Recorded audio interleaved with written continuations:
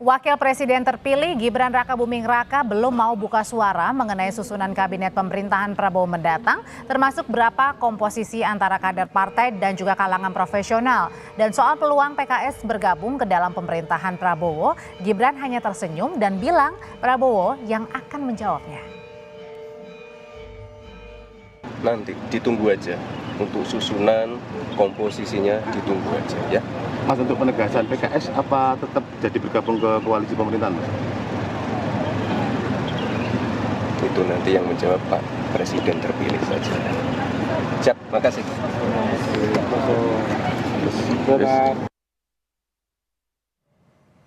Sebelumnya Ketua Umum Partai Demokrat Agus Harimurti Yudhoyono juga menyinggung langkah Presiden terpilih Prabowo yang merangkul partai politik di luar koalisi. Kata AHY, koalisi bukan soal besar-besaran, tapi penting menjaga soliditas agar koalisi tak rontok di tengah jalan. Pernyataan AHY ini muncul sehari sebelum Ketua Umum Nasdem Surya Paloh menemui Prabowo di kediamannya di Jalan Kartanegara, Jakarta Selatan. Semangatnya adalah bagus kalau memang semakin kuat koalisi itu, tetapi terus dipertimbangkan faktor-faktor lainnya, bahwa sekali lagi bukan hanya besar-besaran koalisi tetapi juga solid, kompak, setia, dalam arti juga tidak di tengah jalan kemudian masing-masing begitu. Karena dalam perjalanannya kita juga tahu awalnya kompak kemudian di tengah jalan bisa rontok satu persatu. Nah, inilah sebetulnya yang kita butuhkan, stabilitas koalisi. Jadi bukan hanya di awal, bukan hanya di tengah, tapi juga sampai dengan akhir. Meski pemerintahan Prabowo Gibran baru akan dilantik 6 bulan lagi, koalisi besar Presiden terpilih Prabowo Subianto rawan gesekan. Potensi gesekan ini bersumber dari manuver Prabowo yang merangkul partai politik di luar koalisinya. Sementara ada partai di dalam koalisi yang terlibat rivalitas dengan partai politik yang akan masuk. Terbaru adalah soal keberatannya Partai Gelora terhadap rencana PKS masuk dalam koalisi. Bagaimana Prabowo mengatasi potensi gesekan di koalisi gemuknya ini? Apakah bagi-bagi kursi kabinet bisa menjadi insentif untuk membuat solid koalisi atau mungkin justru urusan kursi kabinet memperparah gesekan? Sudah ada anggota Dewan Pembina Partai Gerindra, Andre Rosiade, dan juga pengamat politik Adi Praitno. Selamat sore, Bang Andre, Mas Adi. Ya, selamat sore, Audrey. Selamat sore, Audrey. Selamat sore juga, atau selamat siang ya, waktu Qatar nih Bang Andre. Bang Andre, saya mau tanya dulu ke Bang Andre nih. Ini kan belum kabinetnya terbentuk, tapi udah kecium nih, terendus ada potensi gesekan koalisi gemuk, ada Demokrat versus Nasdem, terbaru PKS versus Gelora. Nggak pusing Bang Andre untuk tetap merekrut sebanyak-banyaknya partai luar koalisi? Jadi gini Audrey, semua sih solid-solid saja, nggak ada masalah. Memang dari awal Pak Prabowo dan teman-teman Koalisi Indonesia Maju ingin pertama dulu deh saya jelaskan ya. Pak Prabowo itu dari awal sudah menyampaikan bahwa syarat Indonesia menjadi negara maju, Indonesia ini harus guyup, elitnya harus bersatu. Itu pertama yang perlu kita pahami bersama.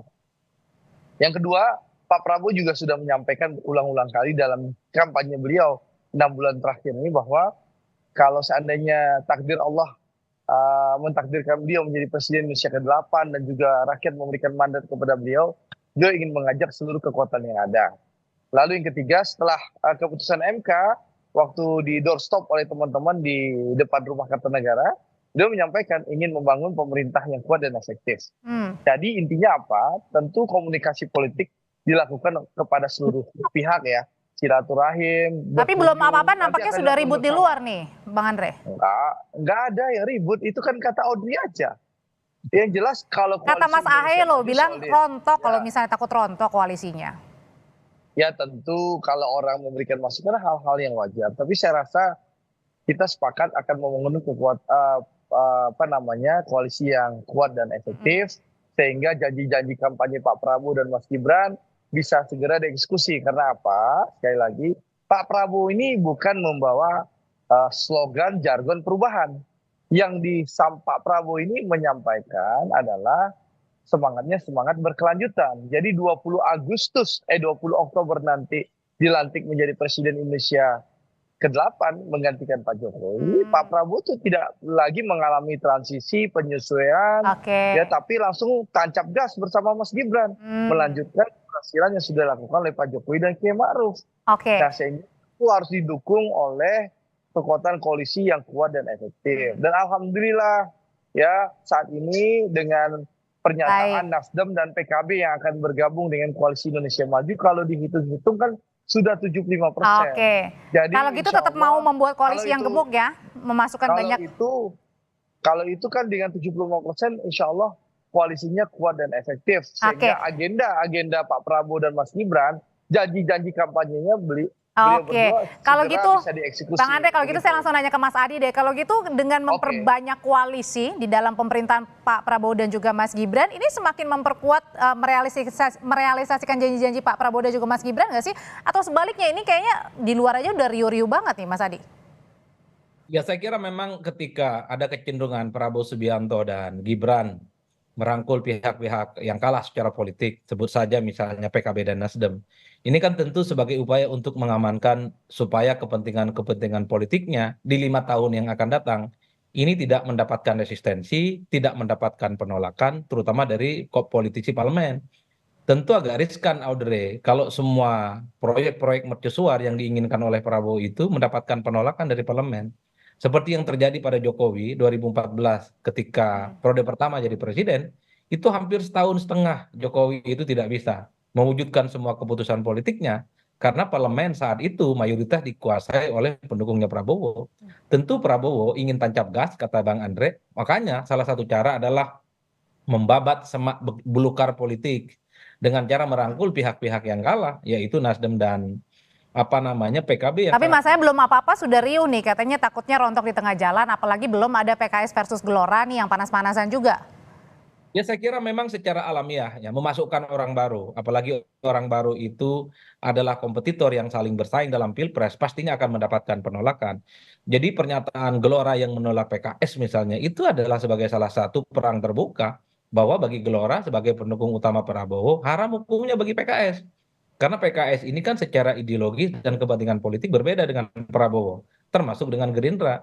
Begitupun dengan Demokrat ya, AHY rasa-rasanya luka hati ya akibat misalnya tidak mendapatkan tiket pencapresan maju dengan Anies Baswedan, ini kan masih membekas. Maka tak mengherankan ketika PKB dan Nasdem dikabarkan berkoalisi dengan Prabowo, AHY itu satu-satunya ketua umum yang speak up publik. Kasih warning jangan sampai koalisinya judulnya banyak, tapi kemudian akan rapuh di tengah jalan. Bagi saya ini sebagai bentuk rasa tak nyaman dan tak happy karena kedua partai. Kalau gitu pertanyaan selanjutnya nanti akan dijawab Bang Andre juga Mas Adi, sebenarnya terutama ke Bang Andre nih. Ini Pak Prabowo sebenarnya nanya dulu nggak sih ke koalisi internal yang sudah jelas-jelas dari awal mendukung Prabowo Gibran begitu sebelum partai di luar pemerintahan ini direncanakan akan masuk dan sudah masuk sebenarnya. Contohnya seperti Nasdem dan juga PKB, nanti usai jeda tetaplah di Kompas Petang. Nanti Bang Andre dan juga Mas Adi menjawabnya. Konsultasi dulu nggak sih atau izin dulu ya kepada partai-partai koalisi pendukung dari awal gitu untuk merangkul sebanyak mungkin parpol lain.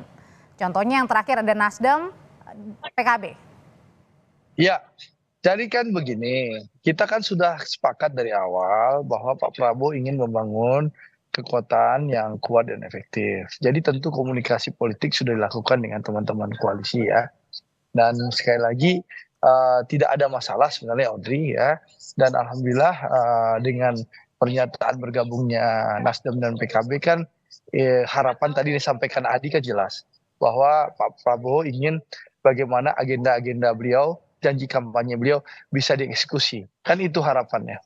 Jadi saya rasa tidak ada masalah Audrey. Jadi menurut saya yang tidak ada masalah tidak usah dibahas gitu loh. Karena karena tadi kata Mas Adi bilang mungkin Mas AHY ini masih panas dengan waktu itu tidak jadi cawapres ya? Enggak ada, itu kan pernyataan Mas AHY mengingatkan koalisi itu harus solid ke depan. Jadi tidak ada yang perlu dipermasalahkan. Koalisi ini sangat solid ya. Kita ingin bekerja secara cepat dan efektif karena sekali lagi Pak Prabowo ingin seluruh janji kampanye termasuk makan siang dan minum susu gratis itu bisa segera dieksekusi. Gitu loh, dalam berapa bulan pemerintahan beliau gitu loh. Jadi ini yang perlu dipahami oleh publik. Dan alhamdulillah memang komitmen Pak Prabowo sebagai tokoh pemersatu ingin merangkul seluruh kekuatan dan alhamdulillah itu direspon baik oleh PKB maupun Partai Nasdem yang sudah menyatakan dukungan terbuka untuk bergabung bersama dengan pemerintah.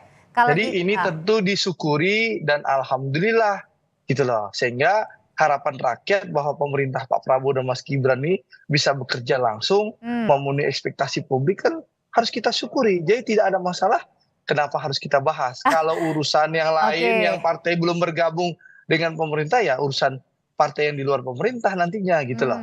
Kalau gitu Mas Adi, kalau mereka yang berantem ini antara Nasdem, misalnya PKB, sebenarnya bukan berantem sih, mungkin masih panas Gak ada aja yang ya. berantem, Wah, Audrey. iya, Jadi masih panas Audrey aja. jangan hal yang tidak ada dibikin mengada-ngada, Oke. gitu loh. Ini kan pernyataan Mas Haye sekedar memberikan masukan yang baik gitu loh. Kita koalisi harus kuat, solid dan kompak.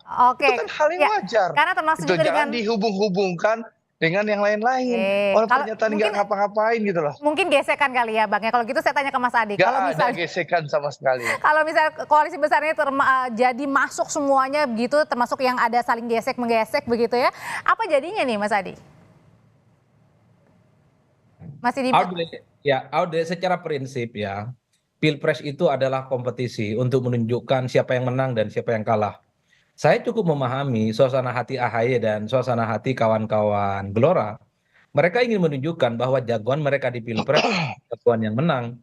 Jadi bergabung dengan Prabowo itu adalah keistimewaan bagi Demokrat dan Gelora yang akan mereka tunjukkan. Kalau Demokrat kan ingin bilang ke Nasdem, ke PKS, termasuk kepada PKB, bahwa AHY itu tidak salah pilih. Oleh karena itu, kalau tiba-tiba Nasdem dan PKB bergabung, keistimewaan jadi menteri dan bergabung dengan pemenang, ini seakan-akan tak ada artinya. Termasuk Gelora kan ingin buktikan kepada PKS bahwa pilihan dan dukungan politik Gelora mendukung Prabowo Subianto adalah pilihan yang rasional Hmm. dan menang.